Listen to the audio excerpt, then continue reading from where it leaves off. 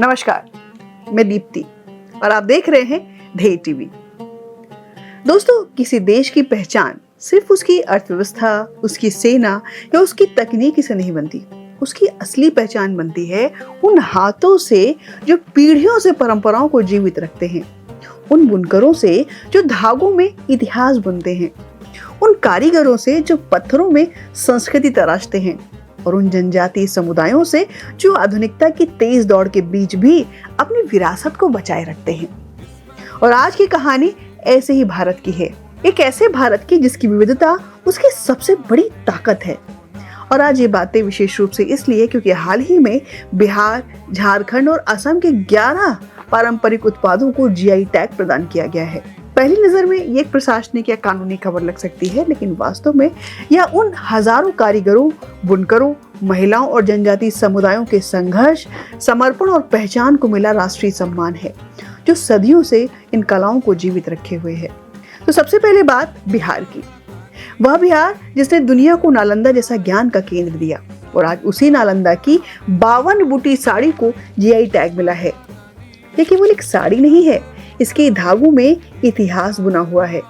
इसमें हाथों से बनाई गई 52 पारंपरिक आकृतियां और प्रतीक उस सांस्कृतिक विरासत की कहानी कहते हैं जिसे पीढ़ियों ने सहेज कर रखा है। ऐसे ही बिहार का एक दूसरा गौरव है पत्थर कट्टी पत्थर शिल्प। गया की यह लगभग 300 वर्ष पुरानी कला हमें बताती है कि पत्थर सिर्फ निर्जीव नहीं होते। जब कलाकार हाथ उन्हें छूते हैं तो उनमें संस्कृति सांस लेने लगती है।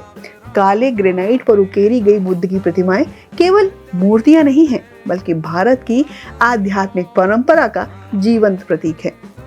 तीसरी पहचान है पीढ़िया चित्रकला। यह कला हमें याद दिलाती है कि भारत की संस्कृति केवल राजाओं और साम्राज्यों में नहीं बसती, बल्कि गांवों के आंगन में भी जीवित रहती है। भोजपुर की महिलाएं जब अपनी कला के माध्यम से परिवार, समाज और परंपराओं को चित्रित करती हैं, तो वह केवल चित्र नहीं बनाती, बल्कि अपनी स्मृतियों को अगली पीढ़ियों तक पहुंचाती भी हैं। और अब चलते हैं झारखंड की ओर। झारखंड की धरती केवल खनिज संपदा के लिए नहीं जानी जाती, यह जनजातीय संस्कृति का भी एक जीवंत संग्रहालय है। भगैया रेशम इसका सबसे सुंदर उदाहरण है। संथाल जनजाति की महिलाएं अपने हाथों से इस रेशम को तैयार करती हैं।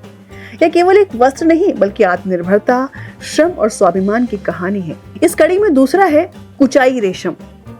प्रकृति और मानव कौशल के अद्भुत मेल से तैयार होने वाला यह रेशम हमें बताता है कि विकास और प्रकृति साथ साथ चल सकते हैं। तीसरा है मुंडा ज्वेलरी। यह आभूषण केवल सजावट का साधन नहीं है, ये जनजातीय पहचान, इतिहास और सामुदायिक स्मृतियों के वाहक हैं। और इस कड़ी में चौथा है झारखंड का बांस शिल्प।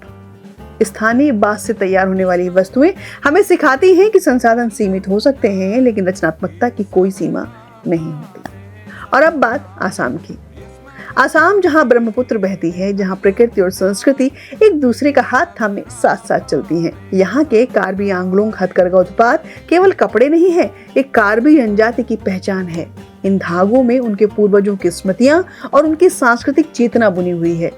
अब असम के बिहू पेपा को देखिए। भैंस की सींग से बना यह पारंपरिक वाद्य यंत्र जब बिहू उत्सव में बजता है ना, तो वह केवल संगीत नहीं पैदा करता, वह पूरे असम की आत्मा को स्वर देता है। इसके साथ ही असम बांस शिल्प और देवरी हथकरघा उत्पाद भी इसी सांस्कृतिक समृद्धि के प्रतीक हैं। यह हमें बताते हैं कि भारत की असली ताकत उसकी विविधता में छिपी हुई है।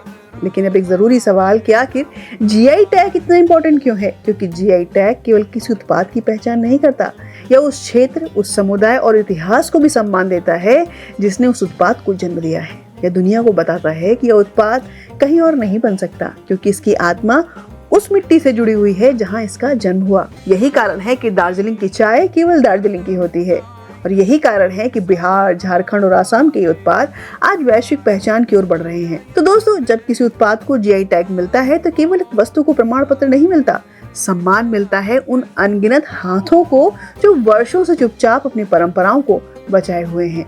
सम्मान मिलता है उन गांवों को जिन्हें शायद कभी राष्ट्रीय मंच नहीं मिला। सम्मान मिलता है उन जनजातीय समुदायों को जिनकी संस्कृति भारत की आत्मा का अभिन्न हिस्सा है। और सबसे बढ़कर सम्मान मिलता है भारत की उस सांस्कृतिक विरासत को जो हजारों वर्षों बाद भी सशक्त है और दुनिया को आकर्षित कर रही है।